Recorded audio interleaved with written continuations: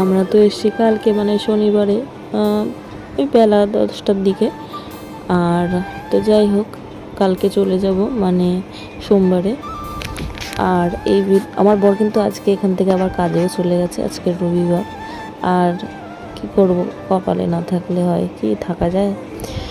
বিয়ের পরে সবটাই বদলে যায়। আর সকালবেলা লুচি ঘুগনি খাচ্ছে ব্রেকফাস্টে। আমি বললাম আমাকে এক গাল দাও, আমি তারপরে সবজি কাটতে যাব, তাহলে ফোনে একটু ব্লগে দেখিয়ে দিই। ও বললো ঠিক আছে বলে খাওয়াতে যেতে নিজে আগে খেয়ে নিল। নিজে আগে খেয়ে নিয়ে এবার আমাকে খাওয়াচ্ছে। আমি বললাম একটু ঘুগনি শুদ্ধ দিও। ওসব কী করেছে, শুধু ঝোল থেকে চুপিয়ে আর ওইটা গালে দিতে যাচ্ছে। এবার আমি কামড়েছি, ও টেনে নিচ্ছে। ওই জন্য আমি ওর দিকে দেখলে কেমনভাবে তাকালাম, মানে সব আমার সাথে মানে করে। যাই হোক, তারপর আমি সবজি কাটতে বসেছি।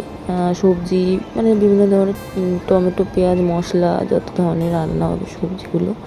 আর বেশি না রান্না করা হয়নি, যদিও মানে একবারে আগের বছর অনেক কিছু হয়েছিল। বিয়ের পরে আগের বছর ছিল প্রথম জামাই ষষ্ঠী, মানে প্রথম না তৃতীয় হবে আগের বছর, কিন্তু ওতে ছিল না যেহেতু, তাই আগের বছরের আগে এসেছিল কিছুদিন আগে, তাই জন্য আগের বছরের যাতে আমি রেগে যাই।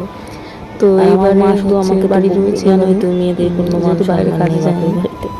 তো তারপরে যাই হোক, আমি মার সাথে কথা বলছি শেষে, আরও আমার বলে আর উল্টো পাল্টা দেবো বলে মানে পেছন থেকে বলছে যাতে আমি রেগে যাই। আর আমি রেগে যাচ্ছি, মা আবার আমার ভাই খায়নি। মেয়েদের বর্ষে সকালে খেয়েছিল আর বলেছিল যে শ্বশুর বাড়িতেও নেই, বাপের বাড়িতে নেই, এদিকে ছেলেদের মা বলার পর বলেছিল একটু পরে শ্বশুর বাড়িতে। তো তারপরে আমি ফল কেটে দিলাম দিয়ে আমার ভাই, তারপরে হচ্ছে ফল কেটে দিলাম, ভাইও খেলো। ভাই যেহেতু সকাল থেকে কিছু খায়নি, আর আমার প্রতিদেবতাও খেলো। আদা বসা ভাবে আম খাচ্ছিল। আর এই হচ্ছে ব্যাপার। তারপরে নেক্সট ভিডিওতে তোমাদের বাকিটা শেয়ার করবো, কী কী রান্না হচ্ছে। না দাঁড়াও, তাও ভুলে যাই। এখানে হচ্ছে এটা শীতে বাটি মাছ আমরা বলি, আর অনেকে আবার ফিতে মাছ না কি মাছ, বাঁশপাতা মাছ বলে, অনেকে অনেক ধরনের বলে। তোমরা কি বলো বলো। আর ভীষণ গরম পড়েছিল, আগের দিন বৃষ্টি, আবার আজকে বৃষ্টি হচ্ছে, কিন্তু জামাই ষষ্ঠীতে সূর্য বাবা দেবসিদ্ধ গরম দেবেই। তবে আগের বছরের তুলনায় এবছর একটু কম ছিল। আমি এদিকে রান্না করছি, মা ডাল আর ভাজাগুলো করেছে আর ভাত করেছে, আর আমি মাছের ঝাল, তারপর চিংড়ি মাছের সর্ষে বাটা দিয়ে আর মাটন, এই তিনটা আমি করেছি। আমার মা ভাবছে ছবি তুলছি, কিন্তু সে কাজে সারাদিন ব্যস্ত, সকালে কাজে গেছে, সে আবার কাজ করছে। আর এই যে মাছের ঝালটা তোমাদের সাথে কথা বলতে বলতে হয়ে গেল।